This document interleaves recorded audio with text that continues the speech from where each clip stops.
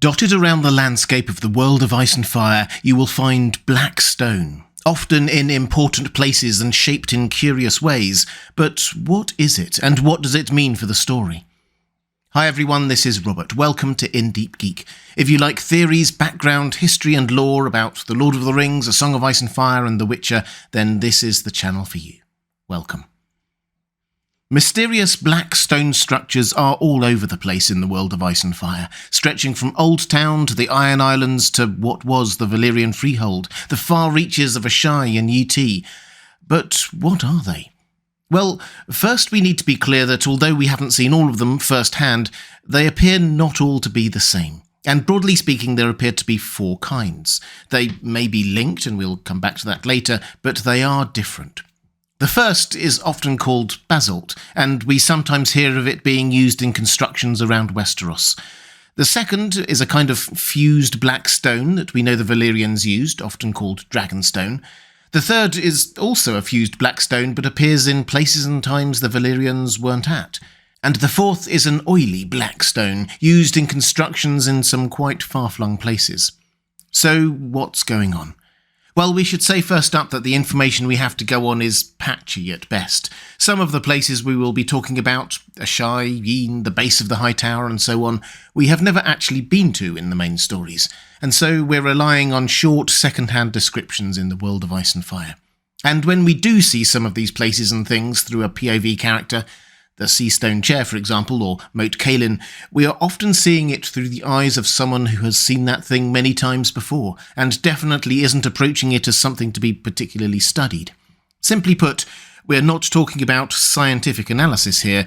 This is a magical world, and one we only see in glimpses. But let's start with basalt. It's a black-coloured stone that we have in our own world. This appears used in a number of buildings in Westeros.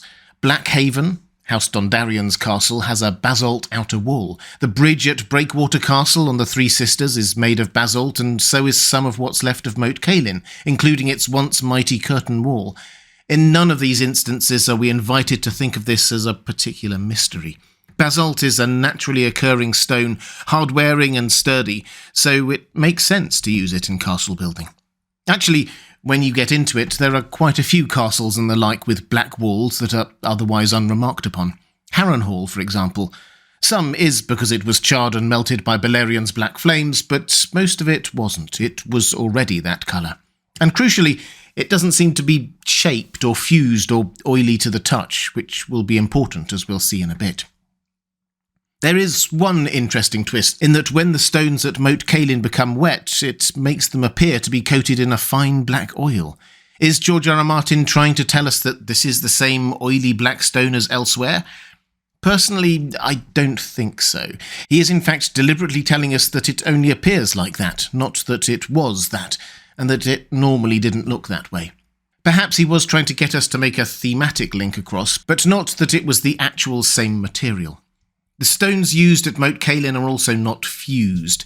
We're specifically told that they were in separate blocks, so there's no possibility that they were the same as the fused black stones we're about to look at. So, as a rather important but pedestrian start to our deep dive, we have to be clear that we're not here talking about every bit of stone that is black, just the ones that seem a bit different. That said, we mentioned earlier about fused black stone.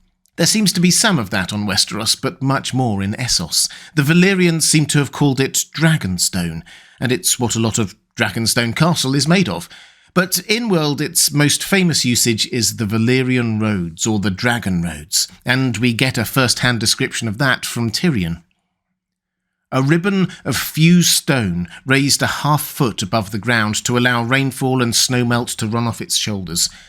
Unlike the muddy tracks that passed for roads in the Seven Kingdoms, the Valyrian roads were wide enough for 3 wagons to pass abreast, and neither time nor traffic marred them. They still endured, unchanging, 4 centuries after Valyria itself had met its doom.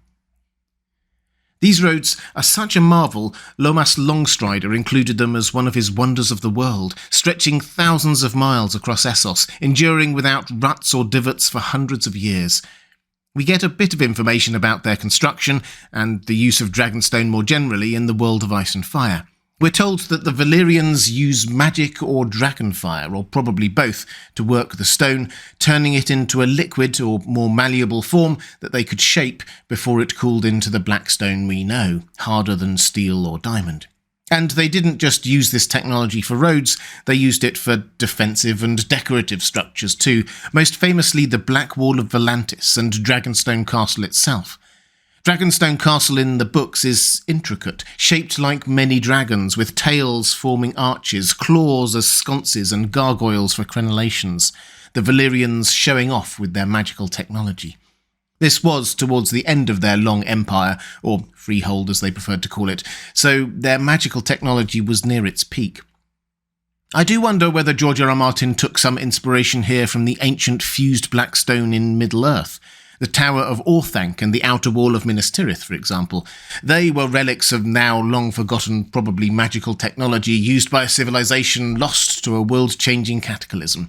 Valyria, Numenor, the echoes are quite strong. Anyway, the point here is that these examples of Valyrian fused black stone, which are also found in Tyrosh and Narth, for example, are not actually mysterious. The exact methodology of their creation may have been lost, but we know who created them, when and why.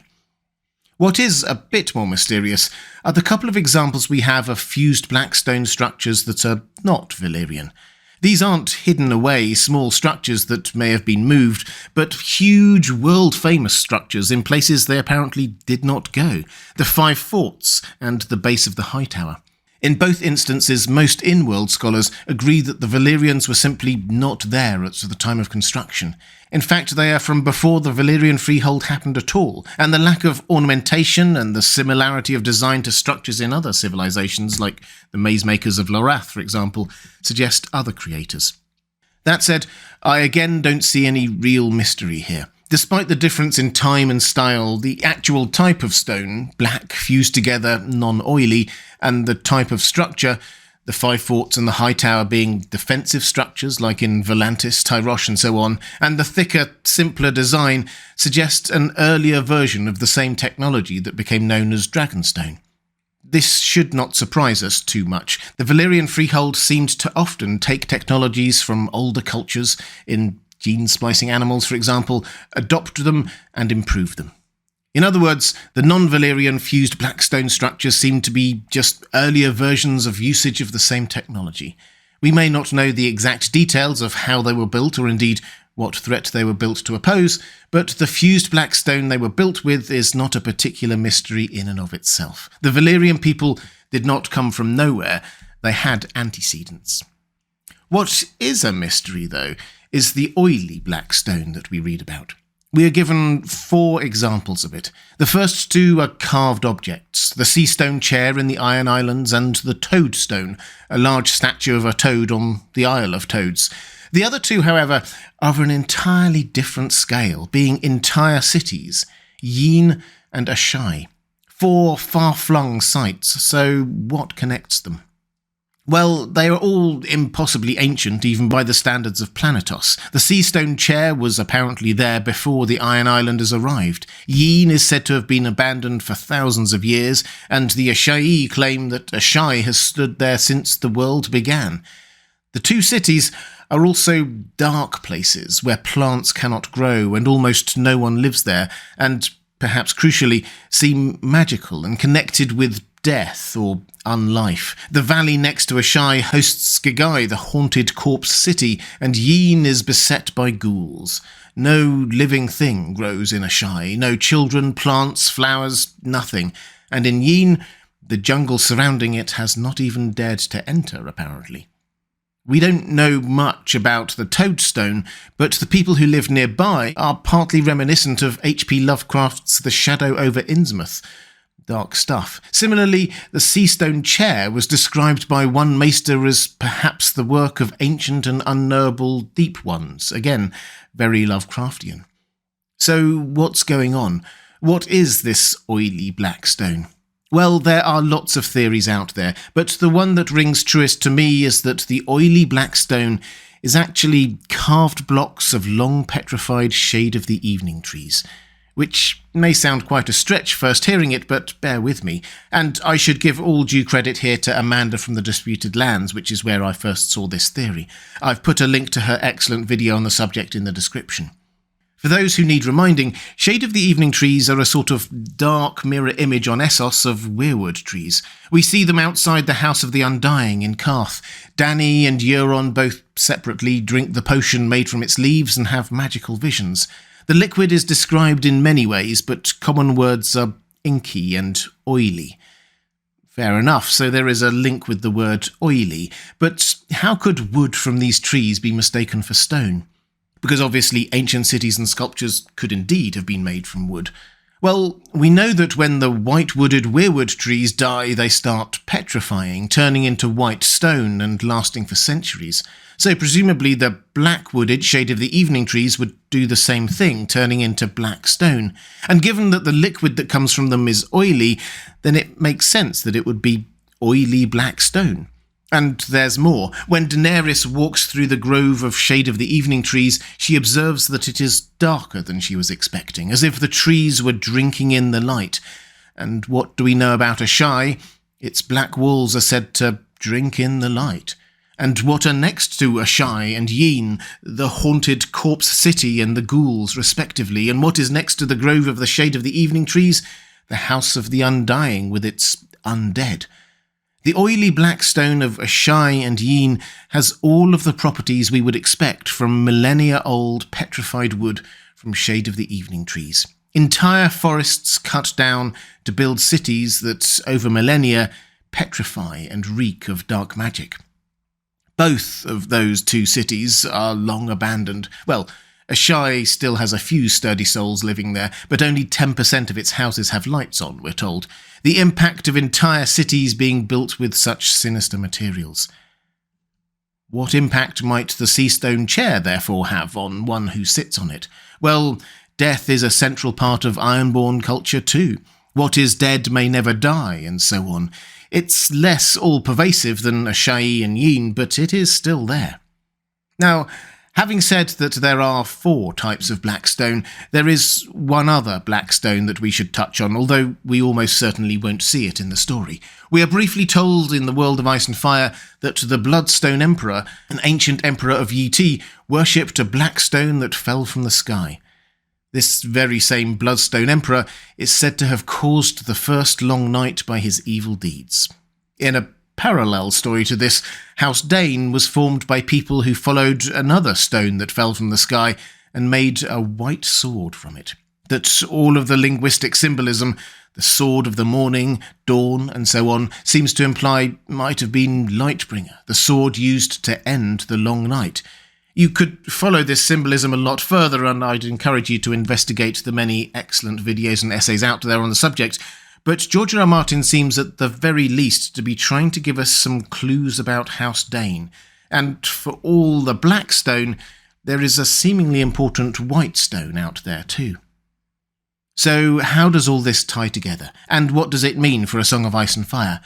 Well, although we often talk about the mysterious black stone dotted around Planetos as if it were all the same, it's clear that we're actually talking about several different things. And to get the mundane out of the way first, some black stone is just black stone. Basalt in many cases. It's hard-wearing, good for large infrastructure projects, and looks cool.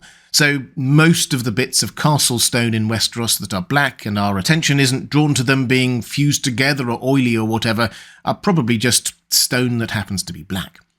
The fused black stone found in the Five Forts is an ancient and probably magical technology that again probably started in Yi and was brought over to form the base of the High Tower, but at this stage it was mostly unornamental and used for defensive structures.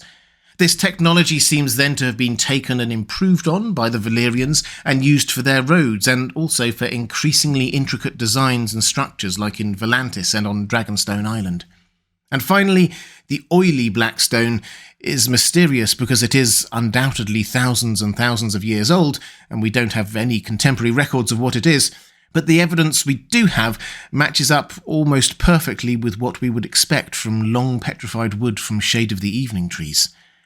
Will any of these stones affect the overall story of A Song of Ice and Fire? Well, on one level, Probably not. George R. R. Martin may have originally planned for Dany to visit Asshai, but now she almost certainly won't. And it's unlikely that anyone will suddenly discover the secret of making Dragonstone and use it in a way that will impact massively on the story. But at a more thematic level, yes, George R. R. Martin is showing us how House Dane and the Sword of Dawn might play a role in ending the Second Long Night. And the mind can only shudder to think what might be hinted at by the link between Shade of the Evening and ghouls, darkness and death, when the character now most closely associated with it is Euron, who sits on the Seastone chair, let's not forget. And finally, having the same kinds of Blackstone dotted around the world show us that this is a story that affects the whole world. It's all interconnected. The Long Night affects Essos just as it does Westeros, Old Town and Yee, Asshai and the Iron Islands. It's all connected. If you'd like to see more A Song of Ice and Fire videos, please click on the link appearing now on the left of your screen. Or to support this channel, thank you. There's a link to my Patreon page appearing now on the right of your screen. That's all for this time. Thanks for watching. I'll see you again soon.